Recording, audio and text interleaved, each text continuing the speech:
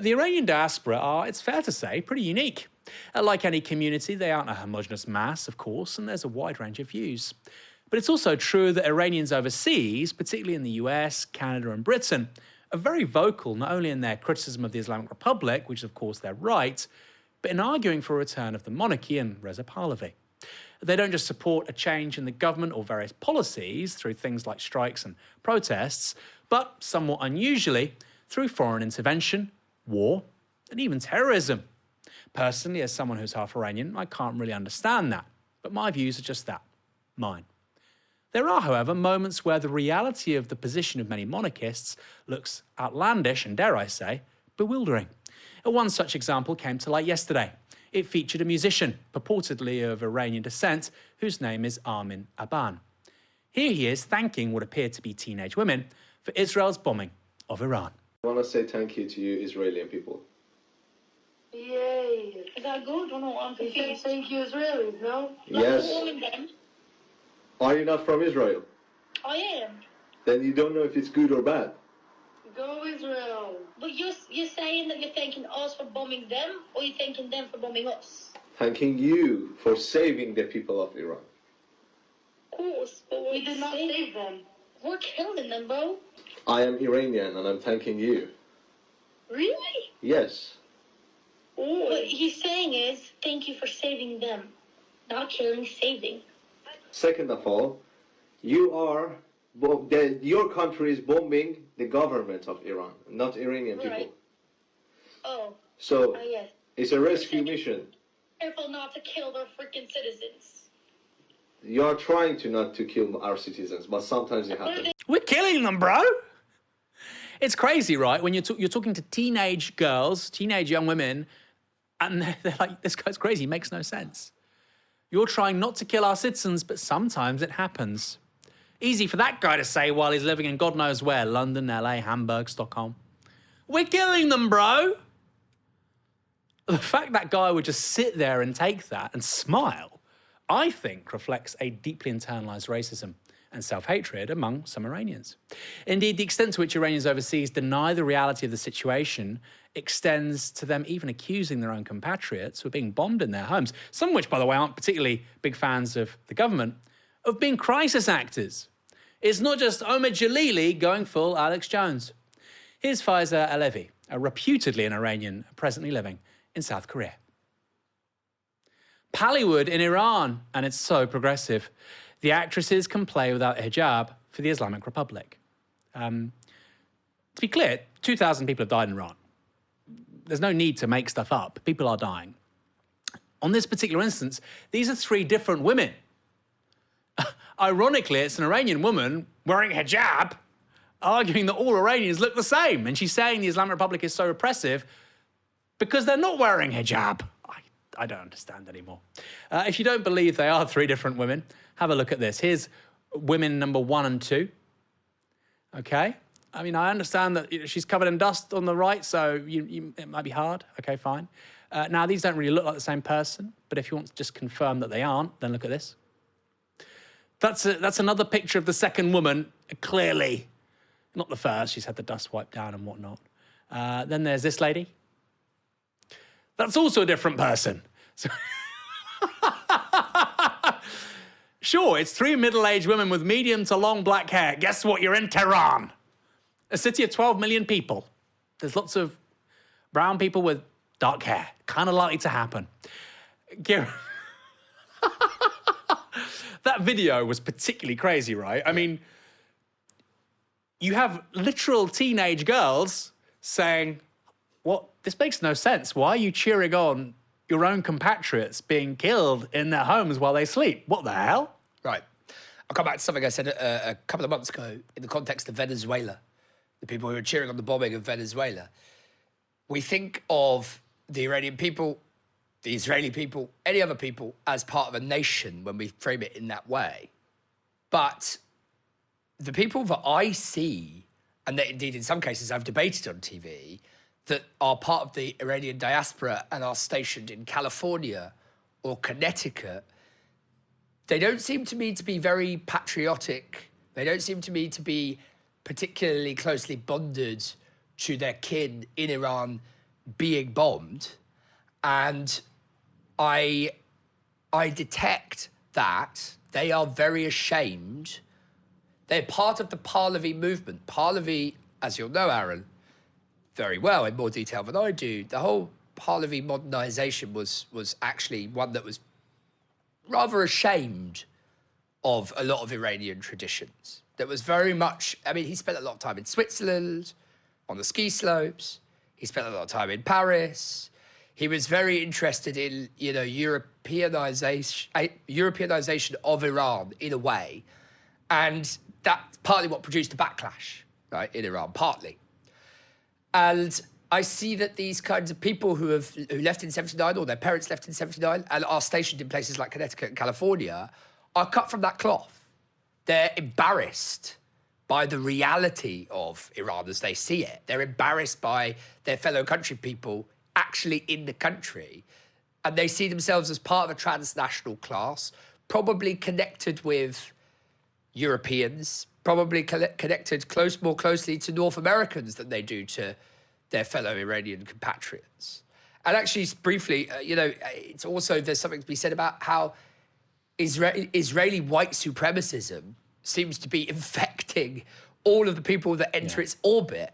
Now, it's very possible that Iranians are these kinds of Iranians, based on what you've told me and I've read and seen, they're more susceptible to that kind of white supremacy, like you said, internalized racism. We talk about Judeo-supremacy or Jewish supremacy when it comes to Israel, rightly, because that is a thing. But one thing that concerns me about that is that it does obscure the white supremacy that's hidden within that category. It's not actually, the state of Israel was founded on Jewish supremacy, sure, but actually white Jewish supremacy.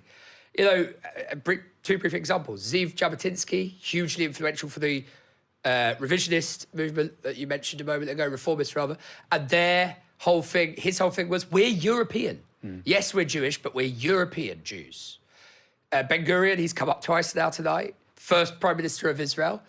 He was very disappointed by his words, the material caliber of the Jews that were coming to Israel in 1948, 1949 to create a Jewish majority in the state. They needed them to create a Jewish majority, but he was saying, we are Ashkenazi Jews, we are white European Jews, and it is our degree of civilization that marks us out, not just from the Arabs, but from these poor, his words, poor benighted creatures coming from the Arab world, coming from North Africa. They will take, his words, many generations to evolve and become as civilized as we white Jews are. And I know I've gone on a bit of a tangent, but I think it's relevant in this context. And I think it's very similar. And actually, the hostility as well to the left. You see this in revisionist Zionism, the tradition which Netanyahu is a part of, where they actually hate left-wing Jews almost as much as they hate Palestinians. It's a similar thing with these guys. They actually dislike, again, members of the Iranian diaspora who might not like the government, but who are on the left. They, again, have a very pathological hatred of them. So it's white supremacy, it's self-hatred, it's also an instinctive hostility to so-called progressive forces. Finally, there's this.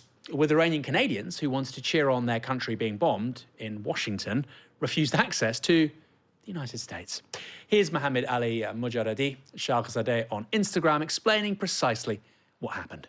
This pro-war protest was much smaller than expected, and some of the people in the comments were apologizing, saying that many of those who were heading from Toronto to DC were turned away at the border. One of them even made a video in the bus complaining that they had been held up for over 7 hours, and they didn't even stop to think, wait a minute, we're not white, it's not like we thought. See, many in the Iranian diaspora are under this illusion that they're Aryan, that they're secular, that because they hold a Western passport, in this case Canadian, that they're part of the Western club. But sometimes they're reminded that they're not so Western and that actually they come from a quote-unquote shithole country, as Trump said. And he has banned many of those people from shithole countries from getting visas in the new ICE empire. So these Iranians, even though they have Canadian passports, even though they live in North America, even though they support Trump and say, thank you, Mr. Trump, and even though they were headed to Washington, D.C. to be part of a pro-Trump protest.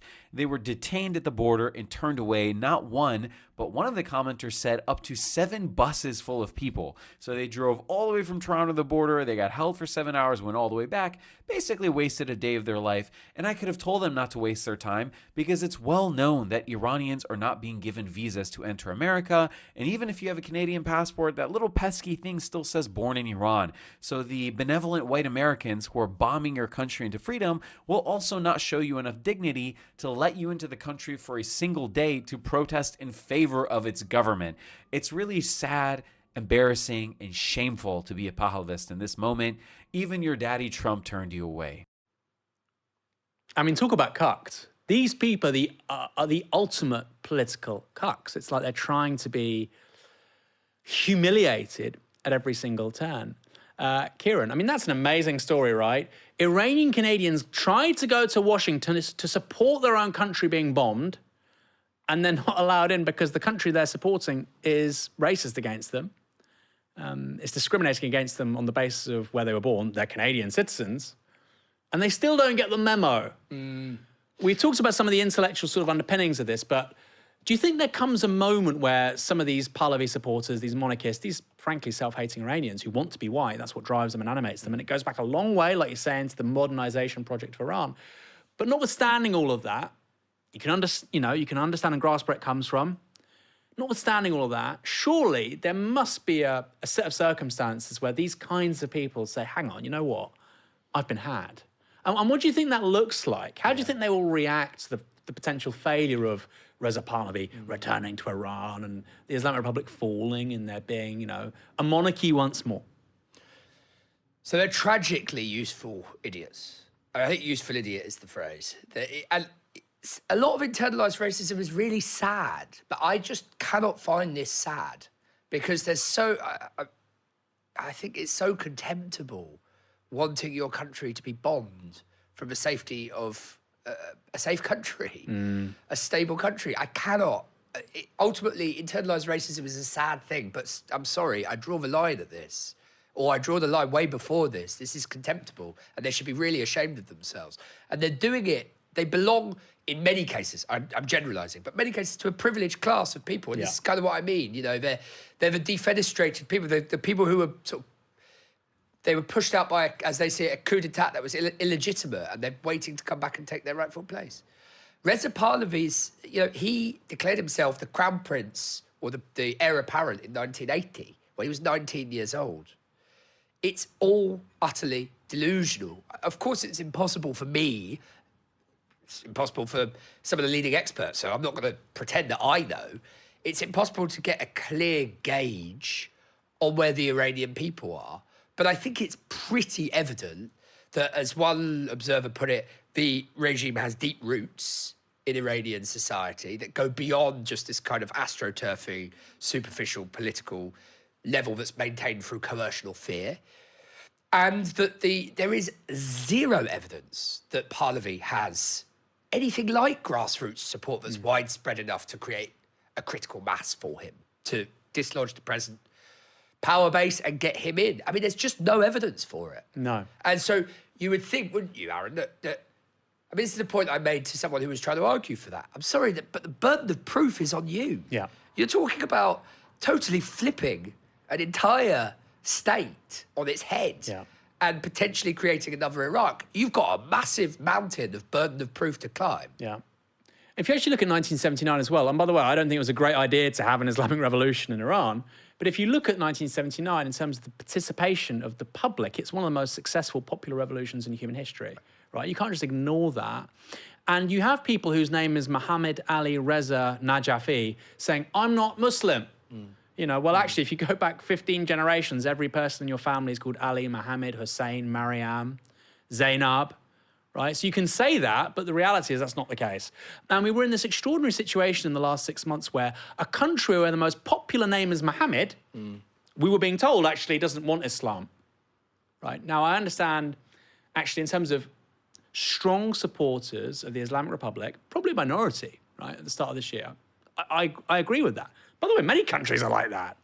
There's that great quote, isn't there, before the American War of Independence. I can't remember who said it, one of the founding fathers, maybe Hamilton. And he said at the start, we were 1/3 loyalist, 1/3 in the middle, and 1/3 true blue, which is to say American patriots, and it was about winning that middle third. And what I find really striking with these monarchists, these parliaments, is they don't want to win that middle third. They just think the more demented and crazed and zealous I am, the more extreme my position, the more likely I am to win. This does seem to be an outgrowth, a feature of politics mediated through the digital environment, through social media and whatnot. Double down on zealotry, double down on extremism, and that's how you win, actually. Historically, that's anything but the case. We'll talk about this stuff a lot more over the coming weeks and months because it really is fascinating. And it's really exposed to me, actually, just how much these people hate themselves. They hate themselves, right? The idea that a country of 93 million people is going to return to Zoroastrianism. Like, my dad, for instance, Iranian guy, he quite likes Zoroastrianism. He says, interesting religion, whatever.